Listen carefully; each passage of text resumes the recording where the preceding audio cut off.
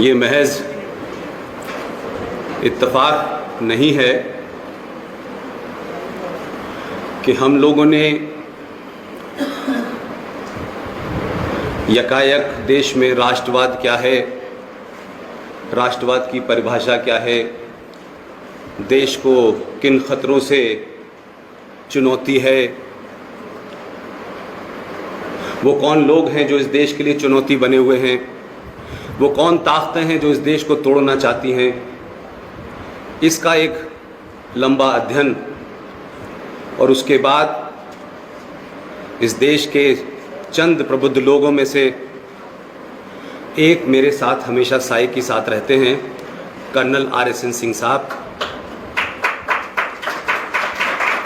जो भारत की एक्सटर्नल यानी विदेशी जो खुफिया एजेंसी है उसमें लंबे समय तक रहे, मेजर जनरल GD बख्शी और तमाम वो साथी जिनको आज आप टेलीविज़न पे देखते हैं।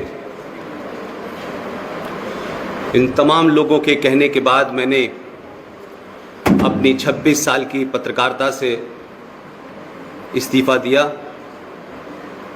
और मुझे लगा कि हमारे देश में कुल और बहुत सारे ऐसे विषय हैं जिसमें कोई भी सियासी दल हो, कोई भी राजनीतिक दल हो, वो अपनी मजबूरियों के चलते उन सच बात को नहीं बोलते बल्कि झूठ का प्रचार करते हैं।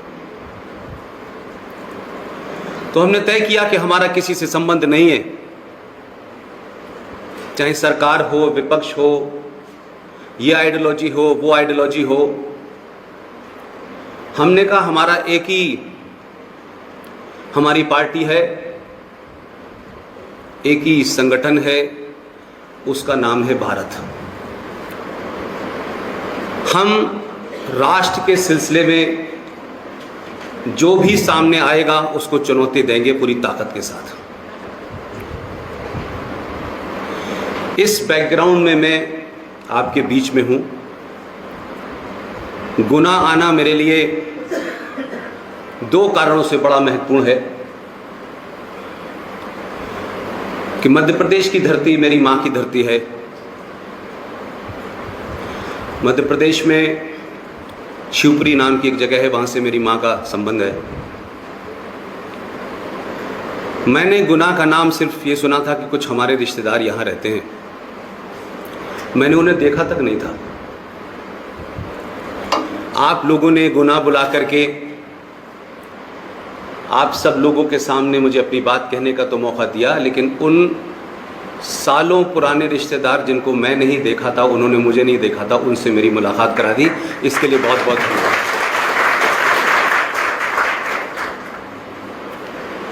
मैं अपनी बात शुरू करता हूं बिस्मिल्लाहिर्रहमानिर्रहीम।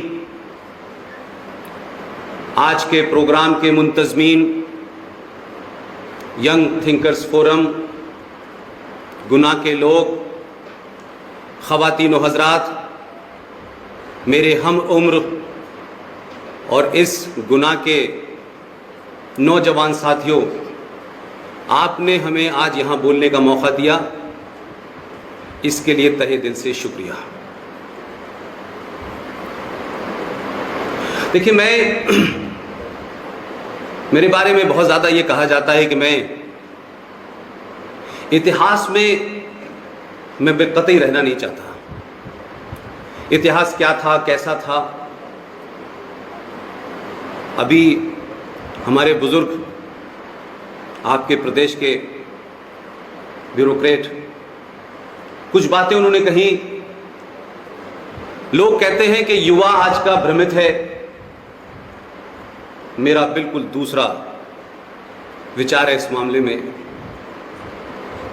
कि आज का युवा सबसे ज़्यादा ज़हनी तौर पे क्लियर है उसे क्या करना है, उसमें कोई कंफ्यूजन नहीं है। ये बात अलग है कि हम इतिहास की बहुत सारी बातें कहते हैं, सत्ताएं आती हैं, सत्ताएं जाती हैं, लेकिन सत्ताएं कभी समाज नहीं बनाती। ये गलतफहमी हमारे देश में बहुत लंबे समय से चल रही है कि सत्ताओं का काम है कि समाज कैसा होगा। मैं कहता हूँ सत्ता नहीं, जिस दिन समाज तय करता है उस दिन समाज के हिसाब से ही सत्ता बनती है। लिहाजा समाज जैसा होगा वैसे ही सत्ता में लोग आएंगे।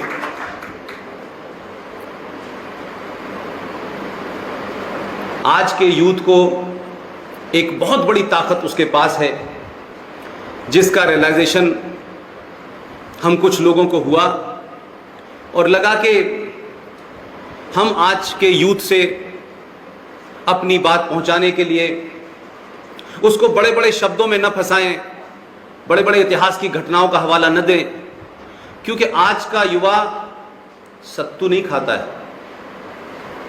आज का युवा बहुत कम समय में बहुत ज्यादा जानने की कोशिश करता है,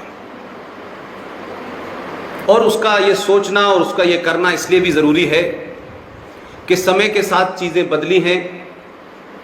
हमारे ज़माने में कुछ छोटी सी भी जानकारी के लिए हमको किताब खरीदनी पड़ती थी, और किताब खरीदने के ज़रूरी नहीं है कि हर वक्त हमारे पास उतने पैसे हों। लेकिन आज के यूथ के पास दुनिया का सबसे तेज, सबसे धारदार जो हथियार है वो उसके हाथ में है, जिसे हम मोबाइल कहते हैं। और हमारी यहाँ मौजूदगी, आपके तमाम आयोजक, इन तमाम लोगों ने उसी के माध्यम से हम तक पहुँचे, और उसी के माध्यम से आज हम देश के बहुत सारे युवा तक पहुँच रहे हैं। इसका सबसे ज़्यादा और सबसे बेहतरीन इस्तेमाल आज के युवा को करना है।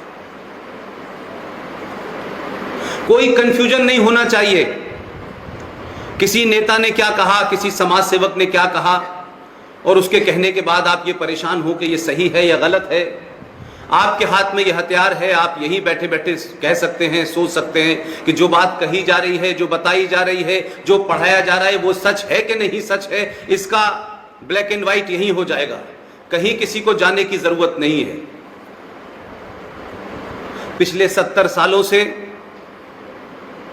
हमने कई भ्रांतियां पनपने दी, और डेलिबरेटली पूरी सोच के समझने के साथ बड़े ऑर्गेनाइज तरीके से इस देश के यूथ को एक ऐसे ट्रैक पे डाला है, ना जिसे उसके अपने माजी का पता है, ना अपने उसे इतिहास का पता है, वो किसके वंशज हैं उसका पता नहीं है। सबको ये बताया गया है कि भारत 1947 में पैदा हुआ था, उससे पहले तो भारत था ही नहीं।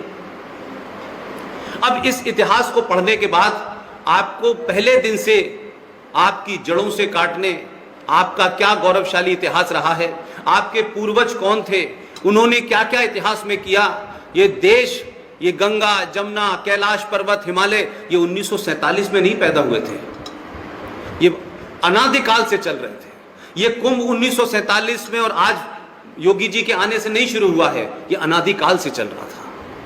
लेकिन अगर आप अपने इतिहास को जान जाते, आप अपने पूर्वजों के बारे में जान जाते, तो 70 साल पहले इस देश पे बौने राज्य नहीं करते, इसलिए आपको गलत पढ़ाया गया। हमने 70 साल में हमको पढ़ाया जाता है कि भारत 15 अगस्त 1947 को आजाद हुआ, इससे बड़ा फ्रॉड हिंदुस्तान में कोई दूसरा हो नहीं सकता। ये किस इतिहासकार ने कहा है, कहां लिखा है, इसके बारे में कोई जानकारी नहीं दी गई। बस चाचा नेहरू ने बता दिया तो बच्चों ने सुन लिया, और हम वही भजन गाए जा रहे हैं। 15 अगस्त 1947 को भारत आजाद नहीं हुआ था। कोई डॉक्यूमेंट भारत के इतिहास में और नेशनल आर्काइव में नहीं रखा जिसमें यह लिखा हो कि 15 अगस्त को भारत को आजादी मिली थी। 15 अगस्त 1947 को अंग्रेजों ने ट्रांसफर ऑफ पावर आपको की थी, आजादी नहीं दी थी। अब जिस कंफ्यूजन से आप शुरू होते हैं, इसलिए आपके सामने वो मॉडल, वो रोल मॉडल रखे जाते हैं जिसमें आपको यह समझ नहीं आता कि हम किसको अपना हीरो माने, किसको अपना विलियन माने। और इस किस्म की आपका डिसअटैचमेंट जो किया गया, जिसके चलते आप पिछले 70 सालों से उन लोगों का इतिहास पढ़ रहे हैं, उन लोगों का गुणगान कर रहे हैं जिन्होंने इतिहास में और इस भारत में लोगों के साथ और इस देश के साथ गद्दारी की। जो लोग महान थे वो सत्ता में नहीं आए, उनकी सोच के लोग सत्ता में नहीं आए। इसीलिए दिल्ली में एक साहब जो भारत के पहले प्रधानमंत्री बने, वो सुबह सुबह भी अपने गेस्ट हाउस में अपनी बेटी को पत्र लिखा करते थे, फिर शाम में उनको बेटी की याद आती थी तो फिर एक पत्र लिखा करते थे। अंग्रेज उनसे पूछता था कि आपको कौन सा नाश्ता करना है, कौन सा अखबार पढ़ना है। लेकिन एक क्रांतिकारी उसी दौर में सेलुलर जेल में बंद था, उसको साल में एक चिट्ठी लिखने की परमिशन थी। अखबार और बाकी दुनिया के बारे में उसको कुछ पता नहीं था। जितनी यातनाएं उसने झेली, मैं नहीं समझता कि इस आधुनिक भारत में कोई उसके बारे में ढंग से बताता है। लिहाजा ट्रांसफर ऑफ पावर के जो किरदार थे, जो कैरेक्टर थे, जिनको तैयार किया गया था पिछले 70 सालों में, जिस A.O. ह्यूम नाम के आदमी ने कांग्रेस की नींव रखी थी, जरा उसका इतिहास पढ़ें। वो अंग्रेज को क्या सूझी थी कि भारत में एक कांग्रेस पार्टी बनाए और वो आजादी की लड़ाई लड़े। वो ये जानते थे कि कभी ना कभी तो छोड़ना है। लेकिन 70 साल में जब से कांग्रेस बनी और आपका मुल्क आजाद हुआ, उस बीच में उन्होंने तमाम आपकी सारे रूट से आपको काटा, आपकी शिक्षा पद्धति को बदल दिया, और वो तमाम सारे लोग जो उनकी सोच को जिंदा रखना चाहते थे, उन लोगों को उस वक्त उन्होंने सत्ता में बिठा के गए और उसके बाद उन्होंने भी वही रोल प्ले किया। ये बात अलग है कि वहां यूनियन जैक की जगह तिरंगा चला गया, लेकिन इस देश की सोच में, इस देश की शिक्षा पद्धति में, इस देश के तमाम कानूनों में, इस देश की व्यवस्था में जो ट्रांसफर ऑफ पावर के रूल थे, वही आज तक लागू है। इसलिए हमारा समाज कुछ कहता है, व्यवस्था कुछ कहती है। इस दोनों के तकरार के बीच में हम वो नहीं सोच पाते कि हमको करना क्या है, शुरुआत कहां से करनी है। हम विवेकानंद के बारे में बात करते हैं, हम सुभाष चंद्र बोस के बारे में बात करते हैं, वीर सावरकर के बारे में बात करते हैं, हम और तमाम जितने भी आप नाम ले लें। लेकिन एक छोटी सी मैं बात आपके सामने इसलिए रखना चाहता हूं कि सभागार में ज्यादातर मुझे लगता है 18 से 20-25 उम्र के बच्चे बैठे हुए हैं।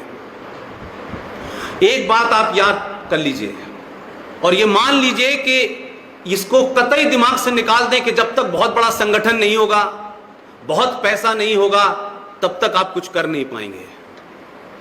2 साल पहले इस देश के कुछ लोगों को लगा कि सुभाष चंद्र बोस के इतिहास को जिस तरीके से दबाया गया है, सुभाष चंद्र बोस को जिस तरीके से जमीन में जिंदा दफन किया गया है, उन्होंने तय किया कि हम इस पूरे इतिहास को बाहर लाएंगे, इस इतिहास के बारे में युवाओं को बताएंगे, देश को बताएंगे, सरकारों को बताएंगे।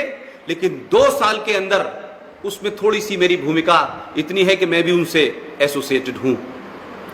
2 साल में आपने सुभाष चंद्र कौन थे, उनके साथ क्या किया गया, उनके इतिहास को कैसे दबाया गया, कैसे आज भी आजाद भारत के सरकार के डॉक्यूमेंट में उनका नाम लिखा जाता है सुभाष चंद्र बोस वॉर क्रिमिनल। यह आज भी था आपके देश में।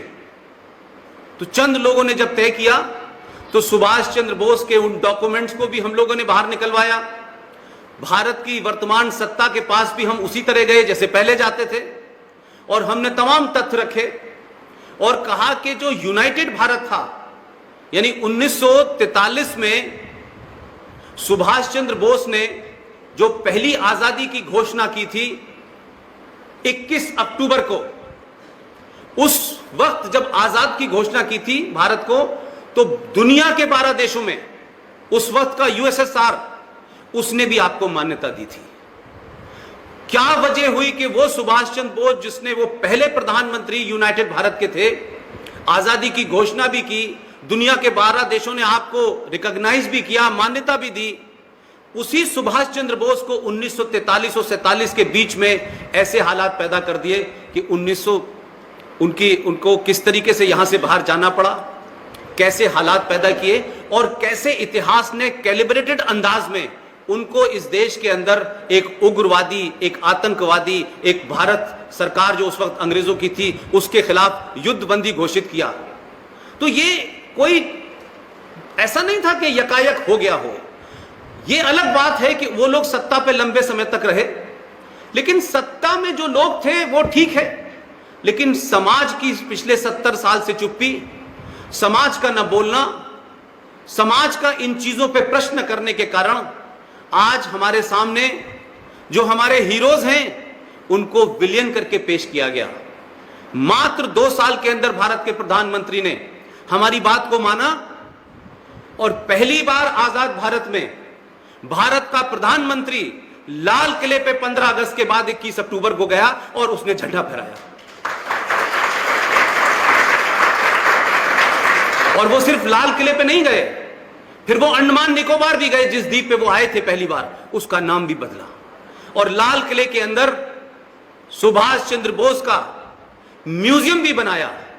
और वो म्यूजियम जब भी आप दिल्ली जाएं तो कुतुब मीनार तो देखने जाते हैं आप लोग, लाल किला जब देखने जाएं तो उसको देख के आइएगा। उसमें वो दुर्लभ चीजें हैं जिसे कोई दुनिया में चैलेंज नहीं कर सकता।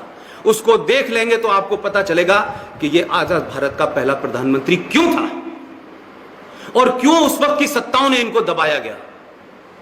दूसरी कोशिश कि जो डॉक्यूमेंट में लिखा हुआ था वॉर क्रिमिनल, उसके भी हमने मुहिम चलाई और चंद दिन पहले उस मुहिम को रंग लाए और वो भारत के डॉक्यूमेंट से सुभाष चंद्र बोस वॉर क्रिमिनल का शब्द हटा दिया गया।